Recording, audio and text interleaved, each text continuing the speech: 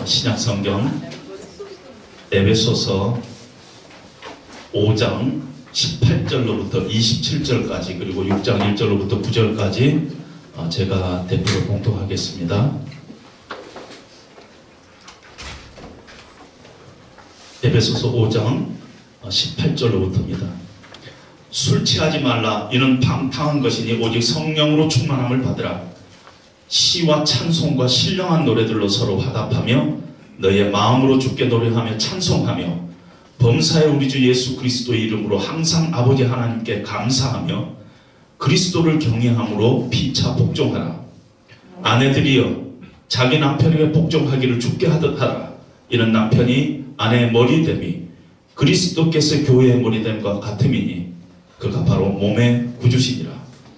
그러므로 교회가 그리스도에게 하듯 아내들도 범사에 자기 남편에게 복종할지니라.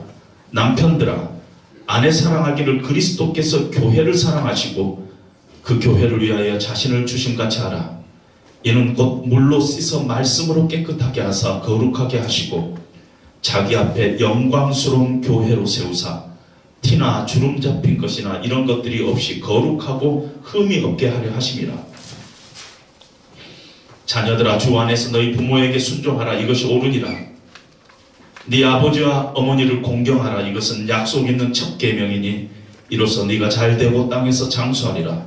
또 아비들아 너희 자녀를 노엽게 하지 말고 오직 주의 교훈과 훈계로 양육하라. 종들아 두려워하고 떨며 성실한 마음으로 육체의 상전에게 순종하기를 그리스도께 하듯 하라. 눈가림만 하여 사람을 기쁘게 하는 자처럼 하지 말고 그리스도의 종들처럼 마음으로 하나님의 뜻을 행하고 기쁜 마음으로 섬길 길을 주께 하듯 하고 사람들에게 하듯 하지 말라. 이는 각 사람이 무슨 선을 행하든지 종이나 자유인이나 주께로부터 그대로 받을 줄을 알미라. 상전들아 너희도 그들에게 이와 같이 하고 위협을 그치라. 이는 그들과 너희의 상전이 하늘에 계시고 그에게는 사람을 외모로 칭하는 일이 없는 줄 너희가 알미라. 아멘. 잠시 기도하겠습니다. 하나님 아버지, 하나님께서 사도 바울을 통해서 성령으로 에베소서를 쓰게 하시고 이 에베소서 이 편지가 오늘 저희들에게 하나님께서 남겨주셨습니다. 이 땅에 사는 우리들에게 이 편지가 지혜가 되게 하여 주시고 우리 인생의 목적이 되게 하여 주시고 행복이 근원이 되게 하여 주시옵소서. 아멘. 오늘도 이 말씀이 내 마음 깊은 곳에 주시는 하나님의 말씀으로 받게 하여 주시고 우리 가정에 주시는 하나님의 말씀으로 받게 하여 주시고 우리 교회에 주시는 하나님의 음성으로 받게 우리들의 마음을 주께서 이 시간도 주장하여 주시옵소서. 아멘. 예수님 이름으로 기도합니다. 아멘. 아멘.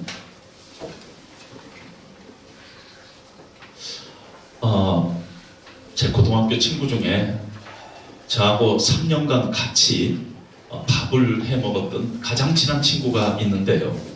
아직도 예수님을 믿지 않습니다. 한 얼마 전에 만났는데 이렇게 얘기하는 것이에요. 저한테 이렇게 질문합니다. 하나님께서 인간을 만들었냐? 아니면 인간이 하나님을 만들었냐? 요즘 개신교를 보니까 인간이 하나님을 만든 게 더 분명해지고 있지 않느냐? 무슨 말씀 아세요? 네. 세상이 지금 교회를 걱정하는 시대 속에 우리가 살고 있습니다. 그래서 우리 크리스찬들이 이 땅에서 어떻게 살아야 할지 참 혼동이 되는 그런 시대 속에 우리가 살고 있는데 하나님의 은혜로 우리가 구원받고 이 땅에서 성도답게 살아야 한다는 것은 우리가 알고 있는데 어떻게 사는 것이 성도답게 사는 것인가? 우리가 조금 더 본질적으로 심각하게 우리 자신들에게 질문을 해야 할 그런 시대적인 소명 가운데 있습니다. 성경은요 예수 믿는 사람들에게 오직 한 가지 명령을 하고 있어요. 그러니까 아주 복잡하게 생각하지 말고 예수 믿는 사람은 이렇게 하라 한 가지밖에 얘기하고 있잖아요. 그건 성령의 충만함을 받으라 해요. 성령 충만함 받지 않고서는 하나님의 뜻도 우리가 알 수 없고, 성령 충만함에 있지 않고서는 하나님을 기뻐하시는 삶을 우리가 살 수 없기에 성령 충만함을 받으라 하는 것이 유일한 하나님의 명령이라고 볼 수 있습니다. 예수 안 믿는 사람은 이 세상의 목적이 예수 믿는 것이고, 예수 믿는 사람은 반드시 성령 충만함 가운데 있어야 한다 하는 것이 성경의 일관된 가르침인 것입니다. 그런데 문제는 우리가 성령 충만을 받으라, 이것이 하나님의 뜻이다 하는 것은 알지만은 우리도 모르는 사이에 어디서부터 오염이 됐는지 모르지만은 성령 충만에 대해서 우리가 굉장히 오해를 하고 있습니다. 지난번 제가 성령 충만 제1번에서 설교했을 때 성령 충만의 의미가 무엇이냐를 설명하면서 성경이 말하는 성령 충만한 사람은 성령님께서 자신을 우리 가운데 충만하게 하심으로 충만함을 받고 있는 사람을 성령 충만한 사람이라고 했어요. 그러니까 뭐 다른 걸로 막 채워가지고 성령 충만한 것이 아니라 성령님께서 성령님 자신을 우리 가운데 충만하게 하심으로 우리가 충만되어 있는 사람이 성령 충만한 사람입니다. 그러니까 성령님으로 충만한 거하고 성령 충만함으로 충만하는 거하고 달라요. 어떤 사람들은 아주 집회에서 기도를 하는데 그 집회에서 계속 강사 그 부흥 강사님이 성령 충만 그걸 충만하게 해달라고 기도합니다. 그래서 기도를 하는데 성령 충만하게 해주시면서 성령 충만 이 성령 충만을 충만하게 해달라고 기도하는데 그게 아니에요. 성령님이 우리 가운데 충만하도록, 성령님께서 우리의 모든 것들을 지배하도록, 그것이 성령 충만한 것이지 어떤 다른 걸로 우리가 충만하는 것을 성령 충만이라고 얘기하고 있지 않다는 것입니다. 뿐만 아니라 많은 한국 크리스찬들이 성령 충만을 오해하는 다른 측면이 있는데, 성령 충만함과 어떤 영적인 특별한 체험과 동일시하는 그런 이 잘못을 범하고 있습니다. 어떤 극적인 체험, 어떤 은사의 체험, 이런 거하고 성령 충만함과하고 같은 것이라 이렇게 생각하는 잘못을 범하고 있다는 것입니다. 만약에 우리가 어떤 집회를 갔는데 뜨겁게 사람들이 일심으로 기도하는 모습을 보면은 우리는 그 모임 자체가 성령 충만한 모임이라고 금방 얘기를 합니다. 어떤 집회에 어떤 모임에 갔더니 뜨겁게 찬양하고 있는 모습을 보면은 우리는 금방 저 성령 충만한 모임이다 이렇게 얘기를 합니다.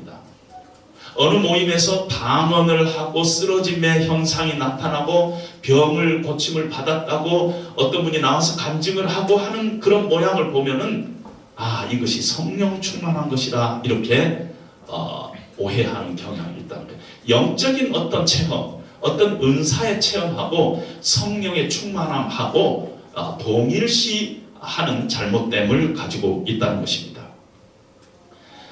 기독교 안에는 영적인 체험이 있어요. 우리 기독교계에는 이제는 은사가 없다 하는 은사 종교론자들도 있는데 저는 그렇게 생각하지 않습니다. 지금도 하나님께서는 하나님의 뜻 가운데서 우리에게 은사를 주신다고 생각합니다. 그래서 어떤 영적인 체험이 잘못된 게 아니에요. 은사의 체험이 잘못된 게 아닙니다. 왜냐하면 신앙생활이 머리에만 머물 수가 없잖아요. 하나님께서 우리에게 지성도 주시고 감성도 같이 주셨어요. 그래서 어떤 면에서 지성과 감성이 같이 가야 합니다. 마음에 뜨거움이 있어야 합니다. 예수 믿는다는 것이 어떤 지식적으로 언더스탠드하는 것이 아니에요. 어떤 성경 공부가 예수 믿는 것하고 동일한 것이 아니라는 것입니다. 때로는 우리의 체면도 내려놓고 우리의 어떤 감정적인 배리어도 내려놓고 하나님 앞에 뜨겁게 찬송하며 뜨겁게 기도할 필요가 있다는 것이에요. 그건 아름다운 것이에요. 그래서 그 가운데 영적인 체험도 할 수 있고 어떤 은사의 체험도 할 수 있어요. 그것 자체가 나쁜 게 아니라는 것입니다. 그럼에도 불구하고 성령 충만함 이코르 영적인 체험이다. 이거는 잘못된 생각이라는 것입니다. 성령 충만함은요, 어떤 공중에 붕 떠 있는 상태가 아닙니다.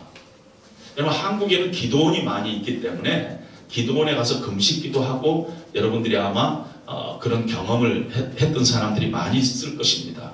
밤새도록 기도하고 새벽에 그 기도원을 이렇게 내려올 때 꼭 그 발이 땅에 닿은 것 같지 않고 붕붕 뜨는 것 같은 그런 기분이 있어요. 또 그날 밤에 받은 그 은혜들이 얼마나 큰지, 세상과 나는 간고도 없고 구속한 주만 보이도다, 이런 찬송이 그냥 막 나오는 그런 때가 있다는 것입니다. 그런데요, 그런 경험이 잠시야만 되지 늘 공중에 붕 떠 있는 것 같은 그런 상태가 돼서는 안 된다는 것입니다. 어떤 집회에서 소위 은혜라는 것을 받고 세상을 버리고 가정을 버리고 산 속에 들어가서 그 집회 속에 빠져있는 어떤 그런 무리들이 우리 한국에는 적지 않습니다. 세상을 버리고 가정을 버리고 산속으로 들어가서 그 모임 자체만을 사모하는 것은 옳지 않다는 것입니다. 성령 충만함을 받으면은요, 옛날보다 더 세상이 필요해요. 옛날보다 더 가정이 필요하고, 옛날보다 남편이 더 필요하고, 옛날보다 더 아내가 필요하고, 옛날보다 더 교회 공동체가 필요합니다. 성령 충만함을 받으면 교회를 떠나가지고 이상한 집단에 가가지고 막 기도하고 찬송하고 그게 아니라, 성령 충만함을 제대로 받으면, 잘못된 성령 충만이 아니라 제대로 받으면 내가 속해 있는 이 교회 공동체가 훨씬 더 필요하고 중요하다는 사실을 깨닫게 된다는 것입니다. 성령께서 내 심령을 지배하면은 하나님께서 원하시는 대로 우리를 바꿔 가시는데 이상한 사람으로 바꿔 가는 것이 아니에요.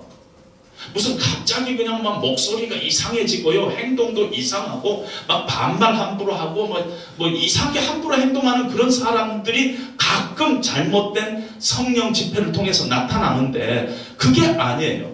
하나님의 성령이 우리를 지배하면 지극히 정상적인, 하나님께서 우리 인간을 지으실 때 본연의 아름다운 모습으로 우리를 바꿔 나가십니다. 그래서 그런데 우리 주변에 이렇게 성령 체험을 했다는 사람들이 막 우리가 자주 보는 사람들 중에서 옛날보다 훨씬 더 무례해졌고, 옛날보다 더 교만해졌고, 예의 없어지고, 비윤리적이 되고, 음란한 이야기를 함부로 강단에서 하고 반말하고 자기가 무슨 능력을 받은 사람처럼 행동하는 거, 그거는 그 사람들이 성령 체험을 했다든지 성령을 받았다든지 성령 충만 아무리 떠들어도 그거는 가짜예요. 그런 모임은 금방 떠나야 돼요. 후안 까를로스라는 남미 오순절 교회 목사님 계시는데 제자입니까 하는 책을 써가지고 우리나라 아마 크리스찬들 중에서는 모르는 사람이 없는 유명하신 목사님이 계세요. 오순절 계통의 목사님이세요. 그분이 성령의 은사 체험과 성령 충만함을 이렇게 구별했어요. 성령의 체험, 성령의 은사 체험은 크리스마스 추리의 장식품과 같다. 그러나 성령의 충만은 삶, 인격으로 나타나는 살아있는 과실나무의 열매와 같다. 이것을 우리는 사모해야 되고 이것이 확실한 진리다. 이렇게 얘기합니다. 물론 하나님께서 우리에게 은사를 주시기도 합니다. 성경에 보면은 하나님께서, 성령께서 우리에게 은사를 주시는데 성령께서 자기의 뜻대로, 목적은 교회 공동체의 유익을 위해서 우리에게 은사를 주실 때가 있다는 것입니다. 그러나 분명한 것은 우리가 정말 하나님 앞에 간구하고 사모해야 될 것은 성령의 은사가 아니라 성령의 충만함이라는 것입니다. 성령의 은사는 성령께서 자기 뜻대로 필요하면 교회 공동체의 덕을 위해서 하나님께서 주신다고 약속했어요. 그래서 물론 그것도 사모할 수 있어요. 하나님 저에게 방언의 은사를 주시옵소서. 방언의 은사를, 그것이 나쁜 건 아니에요. 그러나 우리가 사모하고 간구해야 될 것은 성령의 은사 체험이 아니라 성령의 충만함을 우리가 하나님 앞에 간구해야 된다는 것입니다. 아멘. 성령의 충만함은 예수 그리스도의 영으로 충만하다는 얘기예요. 그래서 성령의 충만함은 우리 가운데 예수 그리스도가 우리를 통해서 나타나는데, 예수님의 어떤 모습이 나타나냐면은 예수님이 하나님을 얼마나 신뢰하는가, 예수님이 세상 사람들을 얼마나 사랑하고 이웃을 섬긴 사람인가, 예수님께서 하나님 나라에 대한 그 큰 소망과 그 예수님의 지혜와 그 인격과 온유와 이런 것들이 성령 충만하면 우리를 통해서 예수님의 모습들이 그렇게 나타난다는 것입니다. 그리스도의 영의 역사가 그리스도의 인격과 함께 우리에게 임하지 않는다면 어떻게 그것이 거룩한 하나님의 영의 역사라고 우리가 얘기할 수 있겠느냐는 것입니다. 다시 말씀드립니다. 그리스도의 영의 역사예요. 그런데 그리스도의 인격과 함께 우리 가운데 나타나지 않는다면, 만약에 그것이 무례하고 정말 그 비인격적이고 그런 모습으로 나타난다면, 그것이 어떤 현상을 우리에게 갖다 준다 할지라도 그것은 성령의 충만한 역사가 아니라는 것입니다. 아멘. 가짜예요. 염려하지 말고 그런 모임에서는 우리가 금방 나와야 합니다. 그러면 성령의 충만함은 그 결과가 열매로 나타나는데, 오늘 20절에 보니까 하나님을 향한 뜨거운 감사로 나타난다, 이렇게 얘기를 하고 있습니다. 그러니까 우리가 성령께서 우리를 충만케 하는 그런 충만함이 우리 가운데 있으면은 그 다음에 나타나는 게 늘 우리 가운데 감사가 나타납니다. 저희 어머니가 95이세요. 어머니 입에서 늘 감사해요. 늘 감사. 나이가 들면 사람이요, 호르몬 현상도 있고 그래서 좀 내로해져요. 좀 좁아져요. 생각도 좁아지고 자기만 알고 이런 것들이 나타나는데 얼마나 크신가 몰라요. 왜? 성령 안에 있으면은 그 삶 가운데 늘 감사가 나타나는 것입니다.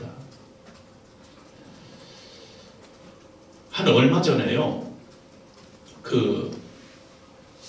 한 끼 줍쇼라는 그런 프로가 있죠. 예. 거기 우연히 보게 됐는데, 강호동 씨하고 서민정이라는 뉴욕에서 사는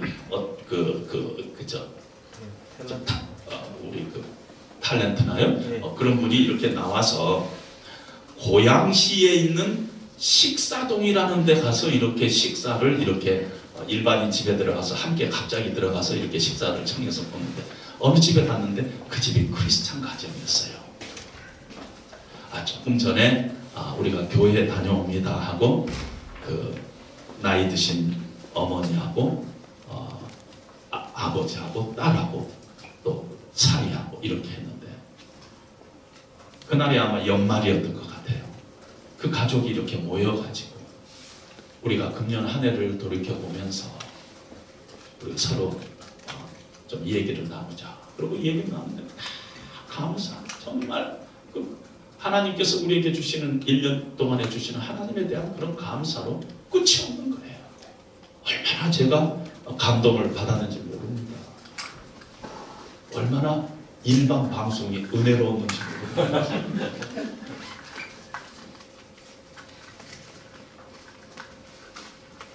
정말 그 가정이 행복한 가정이구나.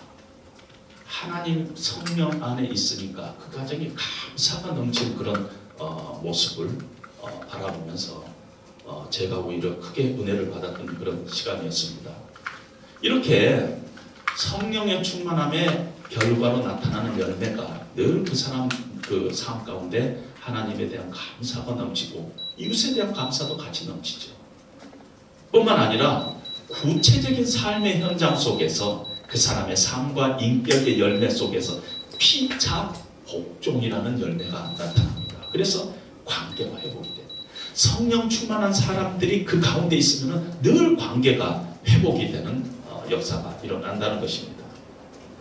아내와 남편 사이에, 자녀와 부모 사이에, 종과 상견들 사이에 어떤 이런 관계 속에서 늘 피차 복종하는 모습으로 나타납니다. 어느 목사님이 자기 나름대로 은혜를 받고요, 사모님과 이혼하겠다고 그렇게 얘기했습니다. 그래서 사람들이 왜 그러느냐 그랬더니 하나님의 일을 크게 좀 하고 싶다는 거예요. 좀 능력 있게 하고 싶은데 좀 능력 있는 사모로 바꾸고 싶다는 거예요. 그건 가짜죠. 그가 받을 은혜라는 말을 쓸 뿐이지 아주 사악한 가짜죠. 정말 성령 충만함의 은혜를 받으면요, 관계가 회복됩니다. 관계가 회복됩니다. 그래서 피차 복종하는 모습을 우리에게 오늘 성경은 주시는데, 아내와 남편, 자녀와 부모, 종과 주인 간의 관계를 우리에게 얘기하고 있어요. 여러분, 1세기에 바울이 지금 이 에베소서를 쓸 때 1세기에는 그레코 로만 시대예요. 헬라 문화 속에 있었지만은 로마 사회 안에 있었어요. 그래서 로마 사회의 일반적인 모습이에요.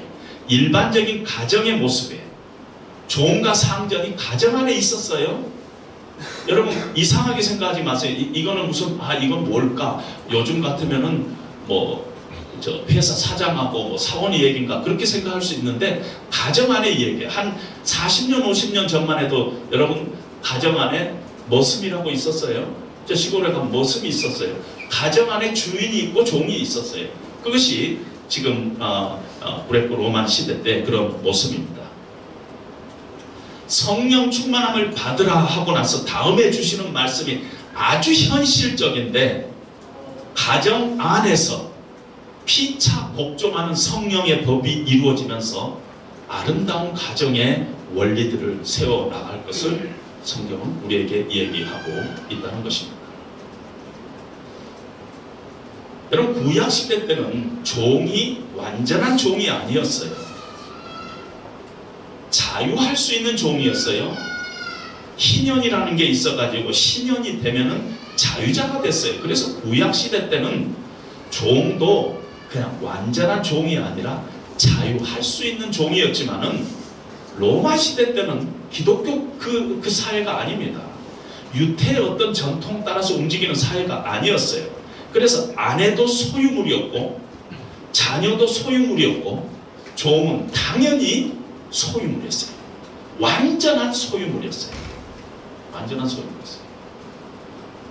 1세기의 문헌을 보면은요, 전쟁에 나가 있는 남편에게 소식을 전하는데 딸을 낳았다 그러니까 그냥 쓰레기통 옆에 버리라, 이런 표현도 있어요. 그만큼 소유물로 여겼다는 것이 우리에게 필요 없다, 이렇게 생각한 것입니다. 가족의 개념이 아니었어요. 그런데 예수를 믿고 나서 하나님께서 피차 복종하라라는 엄청난 말씀을 우리에게 주시는데, 아무것도 아닌 것 같지만 이거는 혁명적이었어요. 레볼루션이었어요. 이건 상상할 수 없는 일 아니에요? 우리나라 같으면은요, 임금님하고 저기 무슨 상노하고 같이 피차 복종하시오, 이런 거하고 똑같은 거예요. 소유물인데 복종하라는 것입니다. 여러분, 저는 예배소서 5장을 이렇게 보면서 사도 바울이 썼다는 점에 늘 감동합니다. 왜냐하면 결혼도 안 한 총각 같아요. 하나님께서 부부의 그 깊은 비밀을 결혼해보지도 않는 사도 바울을 통해서 쓰게 했다는 것은 하나님의 어떤 구체적인 하나님의 간섭함이 있었으리라고 생각해요. 아멘. 결혼을 해가지고 경험이 많은 사람을 통해서 쓰지 않고, 하나님의 진리가 경험으로부터 우러난 것이 아니라 하나님의 뜻에 따라서 생기는 것이, 나타나는 것이 하나님의 진리라는 것을 우리에게 보여주는 한 모습이라 그렇게 볼 수가 있습니다. 이렇게 남편이 아내의 주인이고, 부모가 자녀의 주인이고, 상전이 종의 주인이고, 그들이 소유물일 때 하나님께서는 피차 복종하라 하는 그런 명령을 주시고 있다는 것입니다. 피차 복종하라는 것은 submission이라는 단어를 쓰고 있는데, 그 단어가 원래 갖고 있는 뜻은 다른 상대방의 아래에 자리를 편다, 이런 뜻입니다. 상대방의 아래에 자리를 편다. 상대방의 입장에 서서 상대방 아래서 상대방을 바라본다, 이런 뜻입니다. 그렇게 볼 수만 있다면 쉬운 일은 아닌데, 그렇게 인간관계에서 상대방을 그렇게 볼 수만 있다면 반드시 복음적인 삶, 성령 충만한 삶의 모습으로 나타날 것이라는 것입니다. 여러분, 오늘날 우리들의 관계의 대부분의 문제가요, 상대 입장에서 생각하지 않아요. 얼마나 이기적인가 몰라요. 만약에 상대의 입장에 서줄 수만 있다면 우리의 관계는 회복될 수 있다는 것입니다. 여러분, 교회 봉사하다가 우리가 시험이 들 때가 있습니다. 여러분, 봉사는 일이에요. 봉사는 사람을 섬기는 것이에요. 물론 봉사가 때로는 일의 형태로 우리에게 주어지지만 봉사는 사람을 섬기는 일이에요. 따라서 시험에 들 때 우리가 다시 한번 생각해 봐야 합니다. 내가 정말 상대방 때문에 시험이 들었어요. 그럼 그 상대방의 입장 아래에서 내가 지금 생각하고 있는가? 아니면 상대방 위에서 지금 내려다보고 있는가? 그런 우리의 자세들을 한번 검토해 봐야 합니다. 어떻게 피차 복종을 이게 가능한가? 어떻게 피차 복종을 할 수 있는가? 오늘 성경에 보니까 그리스도를 경외함으로 라는 수식어가 붙어 있습니다. 그리스도를 경외함으로라는 것이 무슨 뜻인가? 그리스도를 순종하는 마음으로, 주께서 그렇게 하라고 하셨으니까, 성경 말씀에 그렇게 하라고 하셨으니까 피차 복종한다, 이런 뜻으로도 해석을 할 수가 있습니다. 그리스도를 경외함으로라는 뜻은 죽게 하듯, 이런 뜻도 있어요. 왜냐하면 우리가 예수를 믿으면 그리스도의 영이 우리 가운데 내주하세요. 남편 안에 그리스도의 영이 있어요. 아내 안에 그리스도의 영이 있어요. 죽게 하듯은 그리스도의 보배로운 피로 구원받은 하나님의 자녀의 한 사람이라는 것이에요. 그냥 단순한 인간이 아니라 저 사람 안에 하나님의 영이 있다는 것이에요. 그리스도의 영이 있다는 것이에요. 그리스도가 있다는 것이에요. 그래서 그 사람에게 복종한다는 것은 그리스도께 복종한다는 뜻도 여기서 얘기할 수가 있다는 것입니다. 그러니 신자들 간에 인격적으로 대하지 않을 수가 없다는 것입니다. 믿는 사람들끼리 비인격적인 어떤 행동을 한다는 건 있을 수가 없어요. 예수를 믿지 않는 사람도 그 안에 하나님의 형상이 남아있어요. 아직도. 그렇기 때문에 예수 안 믿는 사람이라 할지라도 우리가 함부로 행동해서는 안 된다는 것입니다. 제가 잘 아는 목사님이 계시는데 전도를 너무 잘하세요. 전도에 꽂힌 분이 계세요. 근데 우리 교회에서 한번 전도 집회를 하려다 하다가 제가 마지막에 늘 마음속으로 접어을 해요. 왜냐하면 이 목사님은요, 그 미국에서 이렇게 마트 앞에서 전도를 하는데 이렇게 전도지를 주다가 어떤 분이 저 바빠요 그러고 가면은 차 앞에 들어 누워요. 안 가져가면 차 못 가게 하는 거예요. 바로 집에 이렇게 문을 두드릴 때가 있잖아요. 이렇게 집을 방문해서 전도. 문을 두드리면은 그 사람이 지금 바쁜 일이 있어서 저희들이 식사하는데요. 그러면은 그냥 밀고 들어가라는 것이에요. 저 사람들은 사탄의 자녀들입니다. 그건 틀린 얘기라는 것이죠. 아무리 안 믿는 사람도 그 사람 안에 하나님의 형상이 남아있다는 건 우리가 인격적으로 존중해야 되는데, 그걸 무시하고 전도에만 포커스를 맞춘다는 건 그건 옳은 전도의 방법이 아니다, 이런 생각을 하게 된 것입니다. 또 그리스도를 경외함이라 하는 뜻은 그리스도께서 하신 것처럼, 이런 뜻이에요. 마지막에 예수님께서는 제자들의 발을 씻겼어요. 금방 예수님을 배반할 가룟 유다의 발까지도 씻기셨어요. 예수님께서 하신 것처럼 우리가 이 피차 서로 복종하라. 이런 여러 가지 뜻이 있지만 다 다른 뜻인 것이 아니라 다 똑같은 뜻입니다. 다시 한번 강조하지만은 성령 충만함이라는 것은 그리스도가 그의 충만함으로 내 삶을 충만케 채우시는 것으로 충만해야 되는 것입니다. 아멘. 예수님의 은혜, 그분의 사랑, 하나님에 대한 어떤 신뢰, 그분의 신실하심, 그 인격의 아름다움으로 내 삶을 채우라는 뜻이라는 것입니다. 우리가 성령 충만하면 자연스럽게 예수님의 영이 우리 가운데서 풍성히 거하게 되고 자연스럽게 그리스도를 경외함으로 피차 복종하는 복음적인 삶 가운데 우리가 거하게 된다는 것입니다. 그것이 자연스럽게 나와요. 내가 지금 상대방을 바라보는데 늘 이 고깝게 바라보고 저런 애가 왜 이렇게 됐을까? 이런 식으로 자꾸 깔고 오면서 바라보고 있다면 반드시 나는 성령 충만함 가운데 있지 않아요. 그렇게 않아요. 성령 충만함 가운데 있으면은 정말 사람 같지 않은 사람도 귀하게 보일 수밖에 없는 것이 성령 충만함이 우리 가운데 역사하시는 능력이라는 것입니다.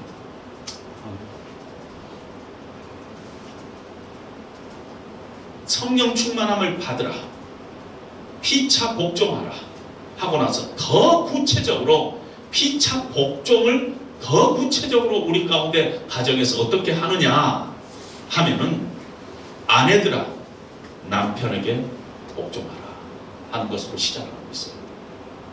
불편하지요, 여자들 입장에서. 제가 결혼 주례를 많이 써봤는데 어떤 부분은 와가지고 목사님 에베소서 5장 가지고 설교를 안 해줬으면 좋겠다 그런 사람들도 있었어요. 이건 빼주라고. 이건 빼주라고. 아내들아 남편에게 복종하라. 이는 남편이 아내의 머리됨이 그리스도께서 교회의 머리됨과 같으니라. 이 시대가 어느 시대인데 남편에게 복종하라고 하나님께 대하듯이 하라고? 그 말이 안 되는 얘기라는 것이죠. 지난번에 제가 남존여비가 무슨 뜻인가 얘기했죠. 남자가 존재하는 것은 여자의 비위를 맞추는 것이다. 아니 지금 이 시대가 그 소위 말하는 남존여비의 시대인데 아내들아 남편에게 복종. 말 같지도 않는 것이 성경에 있어요. 근데 이게 우리가 잘못한 게 상식적으로 우리가 느낌으로 이 성경 본문을 해석하고 있기 때문인 것입니다. 그런 뜻이 아닙니다. 복종하라는 단어는 히포타소마이라는 단어인데 타소마이라는 단어가 질서라는 뜻이에요. 질서. 그래서 하나님께서 순서상 남편을 가정에서 먼저 세웠다는 것입니다. 누군가는 이렇게 줄을 서는데 똑같이 세울 수가 없으니까 누군가는 하나님께서 누군가는 앞에 세워야 되겠는데 질서상 하나님께서 순서상 하나님께서 남편을 앞에 세웠다는 것입니다. 하나님께서 아내를 앞에 세울 수도 있어요. 그러면 안 된다는 게 아니에요. 근데 지금 우리 성경에는 하나님께서 남편을 가정에 앞에 세웠다는 것이 순서상 하나님께서 남편을 먼저 세웠어요. 여러분 느낌으로 생각하지 말고 나한 크리스찬들이 해석하는 그런 생각으로 생각하지 마세요. 이건 남녀의 문제가 아니에요. 남녀 문제가 아니에요. 한 가정 안에서 남편과 아내와의 관계예요. 남자 우월주의를 주장하는 것이 아닙니다. 그리고 이 말씀은 남편이 시킨 대로 하라든지 남편을 하나님과 같이 대하라든지 그런 뜻이 아니에요. 무조건 남편만에 복종하라 그런 뜻도 아니에요. 주 안에서라는 단어가 있어요. 주 안에서라는 단어가 있기 때문에 악에 동조해서는 안 돼요. 신앙 양심에 어긋나는 것 해서도 안 돼요. 주일날 교회 가지 마.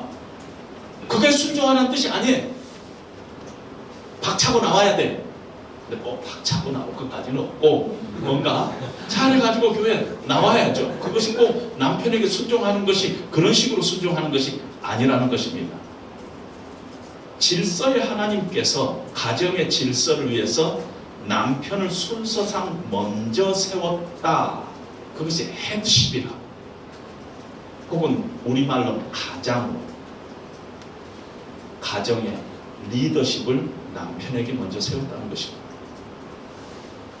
여러분, 때로는 남편이 더 못할 수도 있어요. 힘으로도 부인이 더 강할 수도 있어요. 요즘에 뭐 운동 막 하고 그러면은 남편이 못 당할 수도 있어요. 그런데 내가 섬기는 사람이 섬김을 받을 만한 가치가 있어서 때문이 아니라 하나님께서 그 섬김을 귀하게 여기기 때문에 복종한다면 그 복종은 파워고 능력이에요. 약한 자에게 복종한다는 것은 아름답고 고상한 힘이라고 했어요. 힘이에요. 힘. 여러분, 남편은요, 일에 있어서 열등감을 느끼면은 못 견디는 성향이 남자들이 있어요. 그래서 자꾸 일을 벌려요. 그래서 부도나기도 하고 사업에 실패하기도 해요. 그래서 부인이요, 조언도 하고 말리기도 해야 돼. 그런데 이렇게 하면 안 된다. 지난번에 말아먹었잖아. 또 이번에 말아먹으려고 그래. 이런 식이 아니라 여러분, 여보 신중하게 생각하고 이번에는 조금 여러 사람에게 물어보고 합시다. 그럼 하나님 앞에 기도하고 우리가 합시다. 남편을 격려하고 존중하고, 물론 반대할 건 반대하지만 궁극적으로는 당신이 우리 집안의 가장이지 않아요. 우리 집안의 머리지 않아요. 당신이 우리 집안의 리더인 것을 내가 인정하니까 당신이 신중하니 결정하고 나서 최종적으로 당신이 그렇게 해야 된다면 내가 당신을 따르겠어요. 이런 어떤 그 안에 남편과 충분한 대화와 소통이 필요하지만은 그래도 최종적으로는 남편을 결정을 인정해주고 인격적으로 대하는 것이 필요하다는 것입니다. 질서의 하나님께서 가정의 머리로 남편을 세웠어요. 그걸 아내들은 인정하라는 것입니다. 두 번째 보니까 남편들은 그러면 어떻게 해야 되느냐. 남편들아, 아내 사랑하기를 그리스도께서 교회를 사랑하시고 위하여 자신을 주심같이 하라. 하나님께서 남편을 가정의 헤드십으로, 머리로, 리더로 삼으셨는데 억압과는 직접적으로 반대되는 개념이에요. 남편들아, 아내 사랑하기를 그리스도께서 교회를 사랑하셔서 자기 몸을 죽게 하는 십자가에 달려서 죽은 것과 같이 하라는 것이. 그러니까 남편들이 만약에 힘이 있다면 그 힘은요, 억압하고는 반대적인 개념이라는 것이, 힘과 아무 관계가 없는 것이, 남편의 머리됨은 힘이 아니라는 것이, 오히려 억압과 반대적인 개념이 성경의 의미라는 것입니다. 만약에 남편의 헤드십이, 머리됨이 힘과 관계가 있다면 그건 억누르는 힘이 아니고 돌보는 힘이고, 다스리는 힘이 아니고 섬기고 희생하고 사랑하는 힘이고, 아내의 잠재력을 좌절시키는 힘이 아니고 아내를 세워서 가능성을 개발시켜주는 그런 힘이라는 것입니다. 하나님 앞에 더 아름다운 여인으로, 믿음의 여인으로, 영광스러운 하나님의 딸로 살아갈 수 있도록 도와주고 서포트해주고 섬기는 그런 힘이라는 것입니다. 그것이 남편에게 준 헤드십의 의미라는 것입니다. 아내들에게는 하나님께서 3절만 말씀하시고 남편들에게는 9절 말씀하고 있어요. 뭐예요? 잘해 남편들, 이 말이야. 조심해, 이 말이야. 조심하고 잘하는 것이. 아멘. 제가 미국에서 섬기는 교회 바로 앞길은 맨체스터라는 길이고 바로 옆길은 린드버그라는 길이 있어요. 린드버그는 아주 유명한 이름입니다. 찰스 린드버그라는 사람이 스피릿 오브 세인트 루이스라는 비행기를 만들어 가지고 뉴욕에서 프랑스 파리까지 대서양 횡단을 최초로 성공한 비행사였어요. 그래서 세계 영웅이 된 사람입니다. 세인트 루이스의 자랑이죠. 근데 그 안에 앤 린드버그가 쓴 글이 있어요. 사람들은 남편을 영웅이라 말한다. 국가의 영웅이라고 말한다. 그러나 남편은 국가의 영웅이기에 앞서 아내인 나의 영웅이다. 그는 또한 우리 가정의 영웅이다. 처음 결혼했을 때 나는 심약하고 부끄러움 많고 신경질적이고 매사에 초조해하는 그런 여자였다. 그러나 남편은 그런 나에게 늘 당신은 할 수 있어. 당신은 충분히 그 일을 할 수 있어. 여보 힘을 내시오 하며 격려를 아끼지 않았다. 내 남편은 본인이 하늘을 날기에 앞서 하나님 앞에서 나를 세우고 아내인 나로 하여금 가능성의 하늘을 날게 한 진정한 영웅이었다. 이런 모습이 하나님께서 우리들에게 원하는 그런 모습이라는 것입니다. 제임스 답슨이라는 가정문제 상담 전문가가 상담을 한 사람의 50%가 나타나는 동일한 증세가 뭐냐면 자신감 상실이라는 것입니다. 여자들 50%. 남편들이 충분히 반성해야 될 이유가 있는 것입니다. 남편들이 아내를 대할 때 컨트롤하고 이렇게 무시하고 억누르는데 자기의 남편의 권위를 사용했다 하는 것을 우리는 단점으로 알 수가 있는 것입니다. 남편에게 주어진 어떤 헤드십을 아내를 성장시키는데 그 힘을 사용하는 것이 아니라 아내를 누르는데, 아내를 컨트롤하는데 사용했다는 단적인 예라고 볼 수가 있다는 것입니다.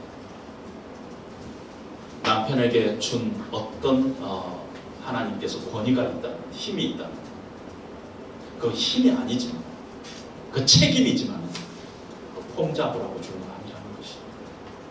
아내를 grow, 하나님 안에서 grow 시키는 것입니다. 아내가 멋있는 아내가 하나님 앞에 아름다운 신앙인으로 이렇게 성장해 나갈수록 큰 남편에게 준 그 힘을 사용하라는 것입니다. 남편들아, 아내 사랑이 있기를 예수님께서 우리를 사랑하시고 우리를 위하여 자신을 주신 같이 하라. 아내를 위해서 죽으라는 것입니다. 언젠가 한번 제가 이 설교 시간에 이 얘기 한 것 같은데요. 저희 교회 한 협동 목사님으로 한 1년간 계신 분 중에서 한국에서 가정사역 전문가가 오셨어요.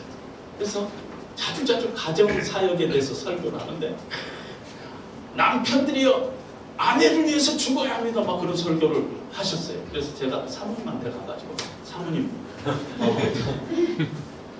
목사님께서 저렇게 아주 설교했는데 집에서 정말 죽습니까?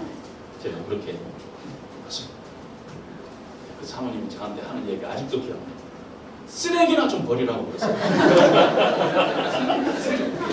아내를 위해서 죽겠다 공변적으로 설교하니까 쓰레기나 좀 버리라고 그랬어요. 여러분, 아내를 위해서 죽으라는 말은요, 아내를 위해서 살라는 얘기예요. 아멘. 이 얘기 잘 들어주고 설거지 해주고 아멘. 쓰레기 버려주고 아프면 약 사주고 손잡아주고 위로하고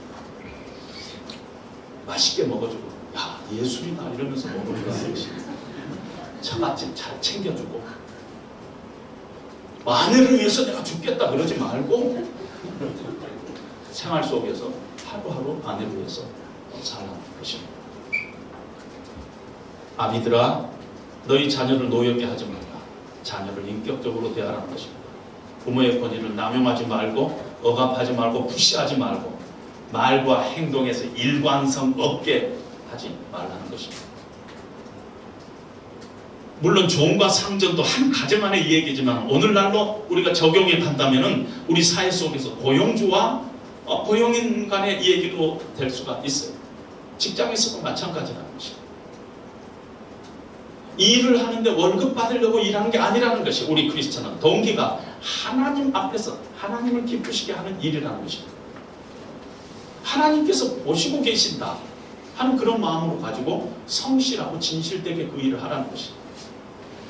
왜 우리가 여기 크리스찬들이 직장에서 욕을 얻어먹어요? 이제 예수 믿는 사람 다시 안 쓰겠다. 그런 말을 왜 해요? 크리스찬들이 직장 가갖고 직장인 열심히 해야지 거기서 몰래 숨어서 성경 보고 그런 짓 하면 안 되는 거 아시죠? 틀린 얘기예요. 교회 일이 더 중요해요? 직장 일이 더 중요해요? 다 똑같아요. 우리 교회는 그걸 고백하고 있잖아요. 주일 예배가 끝나고 이제는 주중 예배가 시작됩니다. 예배당 예배가 끝나고 삶의 현장 속에서 생활 예배가 시작됩니다. 어디에서든지 무엇을 하든지 우리가 하나님 앞에서 하는 것입니다. 그런 생각을 가지고 우리가 살겠다는 그런 고백과 그런 다짐을 우리가 매주 함께 다짐하고 있잖아요. 아멘. 상전들도 우리가 상전의 입장에 있으면은 위협하지 말라 했어요. 옛날 성경에 보니까 공갈치지 말라 이렇게 번역이 됐거든요. 공갈치지 말라. 잘라 뭐 이런 거 얘기하면 안 된다. 왜냐하면 그들의 상전도 하늘에 계시고 내 상전도 하늘이라는 거. 우리 다 같은 한 하나님을 모시고 사는 건데 이 땅에서 나는 엠플로이어고 당신은 엠플로이라는 그런 상황 가운데서 우리가 지금 살고 있다는 것입니다. 서로 인격적인 존중이 필요하다는 것입니다. 결론적으로 말씀드립니다. 성령 충만함을 받으면은 피차 복종하게 돼 있어요. 그리고 구체적인 삶의 현장에서 남편으로, 아내로, 부모로서, 교회 안에서 목사로서, 장로로서, 집사로서, 교사로서 여러 프랙티컬한 관계 속에서 자기를 주장하지 않고 고집 피우지 아니하고 오만하지 않고 이기적이지 않고 그리스도의 아름다운 인격이 우리를 통해서 나타나게 되는 것은 정상이라는 것입니다. 그렇게 살아가야 된다는 것입니다. 그것이 하나님께서 기뻐하시는 모습이라는 것입니다. 만약에 우리가 그런 데에 대해서 정말 우리가 고민이 없다면은 이 교회는 지금 정도에서 문 닫는 게 낫다는 생각이 들어요. 왜냐하면 세상에 이거 비슷한 교회 온 천지예요. 만약에 우리가 그런 식으로 타협해 버린다면 왜 우리가 새로운 교회를 하느냐?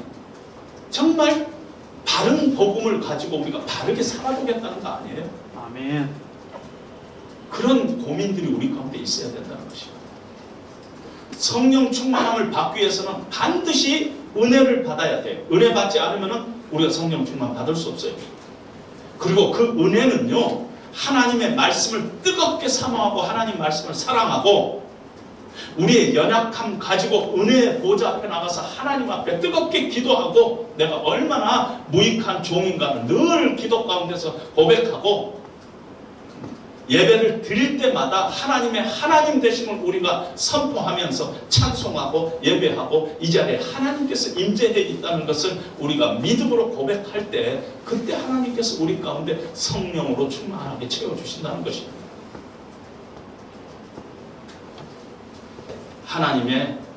하나님께서 우리의 가운데 은혜로 다가오시면 우리 심령 가운데 은혜로 채워주시면 그때 성령 충만함이 일어나고 성령 충만함은 늘 하나님께 감사하게 되고 성령 충만함은 피차 복종하는 관계 속에서 상대방을 인격적으로 존중하고 이 세상에서 정직하고 신실하게 하나님을 사모하며 하나님 앞에서 사는 그런 사람이 된다는 것입니다. 세상이 교회를 걱정하는 시대 속에 우리가 살고 있어요. 크리스찬이 어떻게 살아가야 하는가? 우리가 고민해야 되고 우리가 어떻게 해서든지 성령 충만함 가운데 있어야 됩니다. 예수 그리스도를 하나님의 말씀 안에서 인격적으로 만나고 진실되게 만나야 하는 것입니다. 그래서 그리스도의 장성한 분량에 충만한 데까지 우리가 이르렀습니다. 하나님의 은혜와 하나님의 사랑이 우리의 삶 가운데 더 깊이 더 높게 우리가 자꾸 경험되면서 우리 안에 그리스도의 인간됨과 그리스도의 겸손함과 그리스도의 신실함이 우리를 통해서 나타날 때 세상이 우리를 보고 빛이다, 소금이다, 저 사람은 크리스찬, 진짜 크리스찬, 이런 칭찬을 우리에게 줄 것입니다. 그런 목표를 가지고 우리가 하나님한테 나가야 될 줄 믿습니다. 기도하겠습니다. 하나님 아버지,